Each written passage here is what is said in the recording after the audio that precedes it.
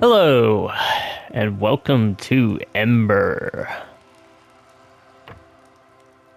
Looks intimidating, but here's the build. Head back here to the ship. So yes, kind of like Loki, this is a heads up. Ember is not in a great place. Not unusable. I'm standing by that there's no unusable Warframe in the game.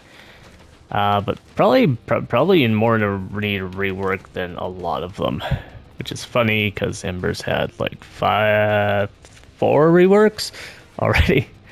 If you're interested in studying the history of Ember's reworks, Nova Umbral does great historical videos on these sort of things. I'll leave a link to that in the description. Another thing, I'll cover it a bit, but to use Ember, you need to know how heat status works. And since I'm kind of fuzzy on that myself, I'm going to fall back on the Kengineer and leave a link to his video explaining status types to explain. The basics is heat procs will take on the damage of the first heat proc, to my understanding, which means you want to hit them with big heat, and then it doesn't matter. You just keep piling on the fire. If you hit them with small heat, I think it actually goes the other way. Correct me if I'm wrong, but you apply 100 heat and you hit the thing with ensuing 50,000 heat, you'll still get only 100 heat ticks. That could be wrong, but I'm assuming, I would hope that it gets reworked if it is, but I'm assuming that it would be the first one. Anyways, shards over here, a lot of these are facilitating our weapons more than anything. That's melee critical.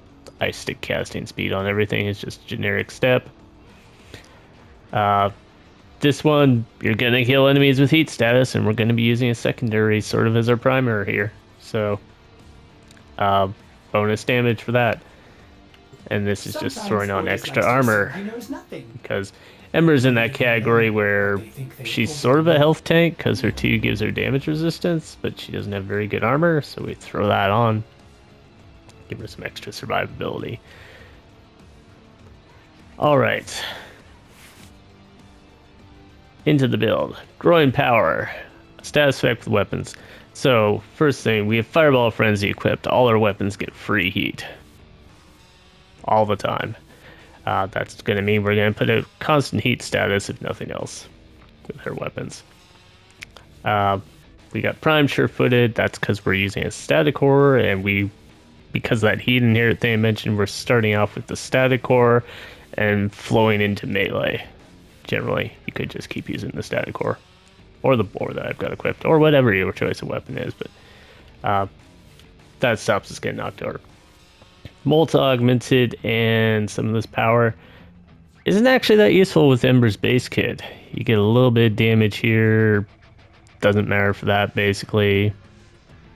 You need the tiniest bit here to get that 90% max. Otherwise, it doesn't matter. Fireball Frenzy, you get some damage there, of course, but we're looking for the buff on that with the power more than anything.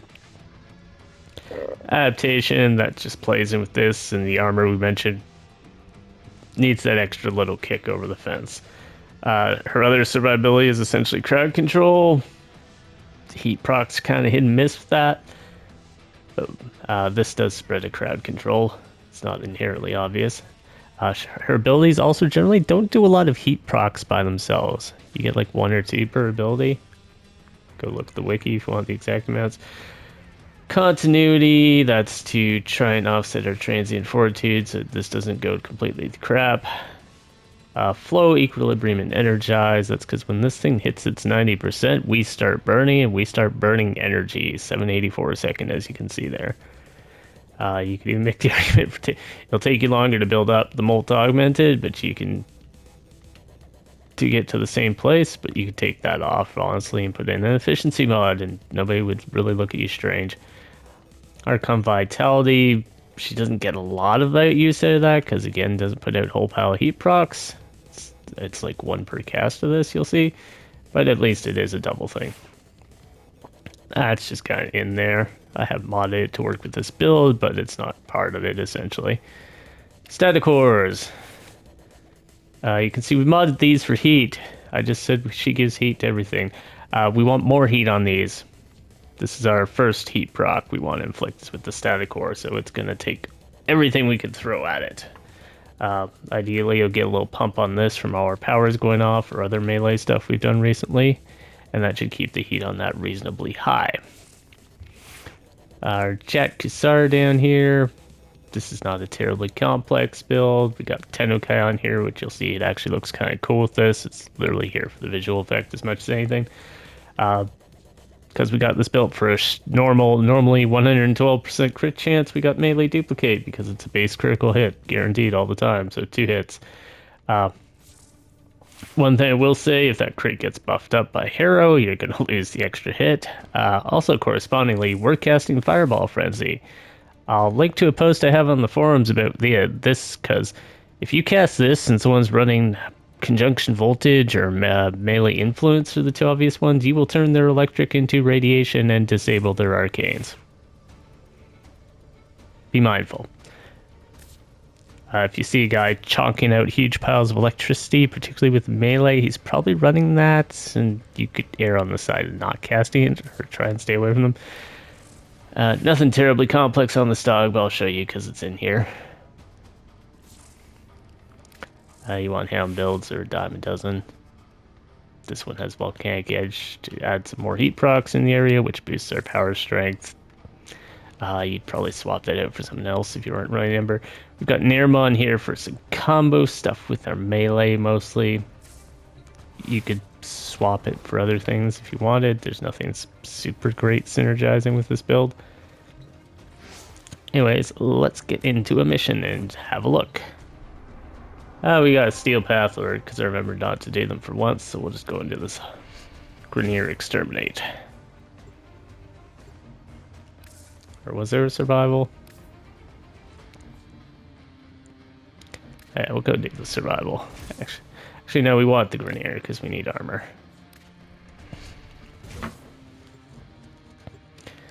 Indecisions. Should have just gone with my regular construction survival.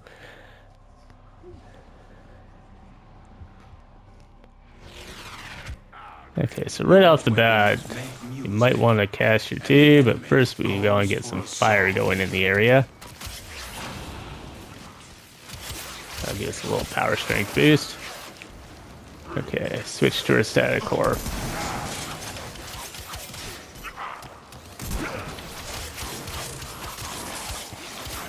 Alright, one of these guys could drop some energy, that would be wonderful. This is a damage over time thing, so if you're not a big fan of, like, give me a couple of seconds for your... That was our Tenokai attack there. A little fire wavy thing. It's just not happened on the regular attack. The regular attack's just throwing the whip forward. Which is interesting. I don't know if that's some special trait or what. Alright, you can see we're burning up now. We're starting to lose our energy.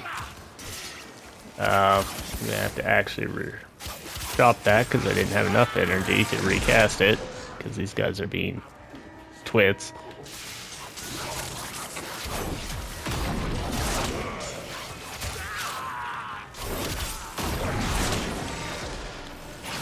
So we'll recast that.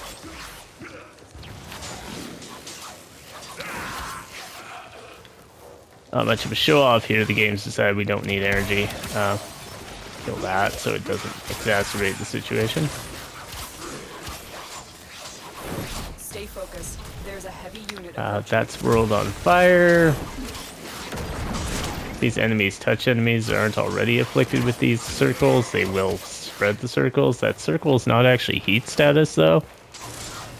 As far as your, builds up and build ups and combos, which is kind of weird.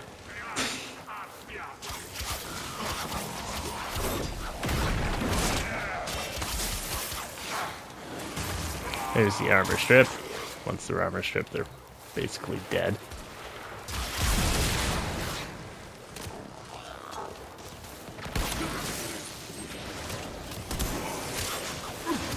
Get our fireball bat frenzy back on.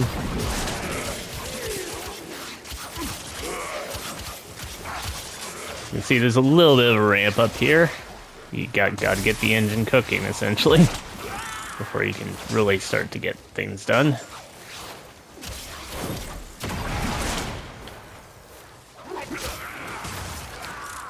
We'll throw that off before we burn out again.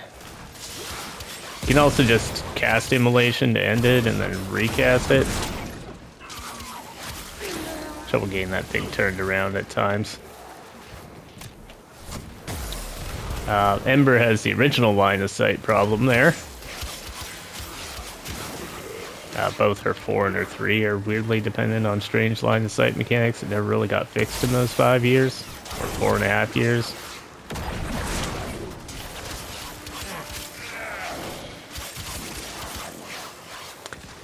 See, our Fireball Frenzy's up to 246. If you really want to start pushing the power strength, you can do it, but keep in mind most of the ways you got to get power strength higher are going to screw up your energy economy.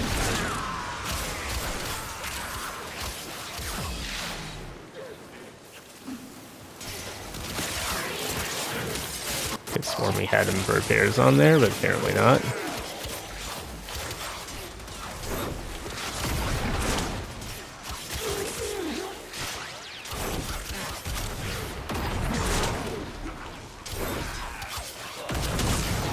Finding the hitbox on the forward version of that's a little wonky. You can just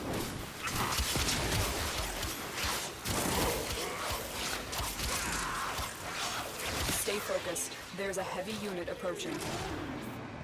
It's a heavy unit approaching, guys.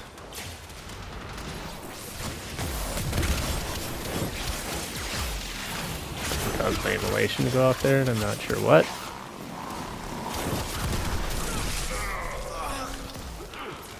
It's always a good sign when you're living despite having your unexpectedly missing your DR.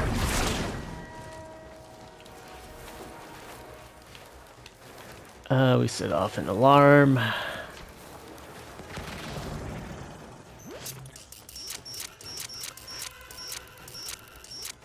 Ember is interestingly invulnerable while you're in your operator, but if she's burning from her Immolation, it becomes a channeled ability, and so you're suddenly vulnerable. Things you might want a slight heads up on.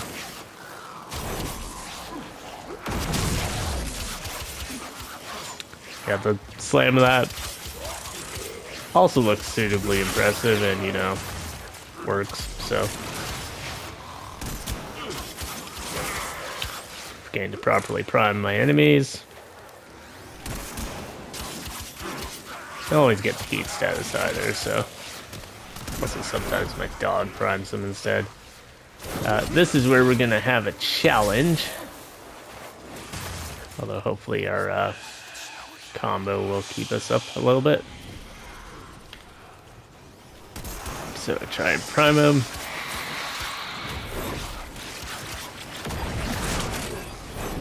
There we go.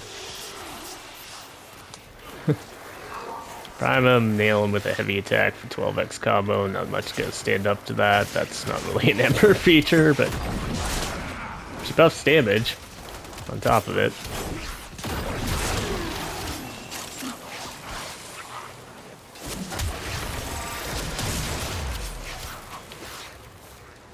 See, that was silly because I did it without the Tennokai, so I spent my combo. Now I've self-nerfed myself.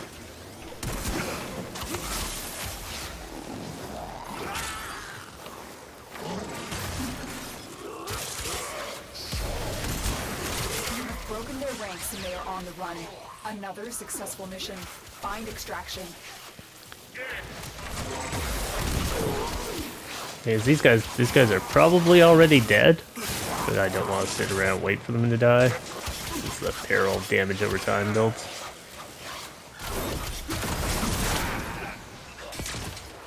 Anyways, we've completed our mission, so we'll head back out. What would I do to fix Ember? Her passive could really use a little bit of a grace period. it goes out almost instantly. So if you're actively killing the enemies, it disappears as fast as it comes. Obviously, she needs status chance, I would say, upped or scaling with power on all of her abilities. Comparison point, Frost can dish out so many cold procs, so can the electric people. That it's just weird that she dishes out so few with her actual abilities. That 2 burning down your energy thing really doesn't work. It was sort of tolerable at the time because DR and vulnerability and armor stripping were all severely less common. It was much more potent. I'd honestly just say get rid of that altogether. When you burn up, you get your DR fine. I don't know about having the 3 reliant on it for full. It should have a modification by power strength. And maybe like you could tap to half, you could hold it to choose how much you actually want to release of your immolation meter. Then you could more effectively manage it because her meter just builds up. Casting her 1 and 4 makes it build up faster. And then gives you a penalty. Gives you DR, boosts some of her abilities, but it's just a horrendous penalty. 7 energy a second. It's really out of control. And she's the only Warframe that really, like others, Gauss has a meter that gives him benefits to his abilities. He doesn't eat shit for having it up high. He eats shit for having it low because his kinetic plating can wear down and things like that, but not really having it up high. Stuff like that, I'd say she needs a polish rather than a full rework. Anyways, that's Ember. Next video, y'all couldn't decide on the poll. Got across platforms, I got 1 vote for each option. So I'll have another poll, or you can comment on this video too. Nyx, Banshee, we can still look at Dante. I think that's overdone right now. Xcal is also one I'd put on the list for similar reasons to Ember. I think he needs a little bit of a tune-up, and maybe we can help get some visibility and illustrate that. Keep an eye out for all that, and I will see you in the next one.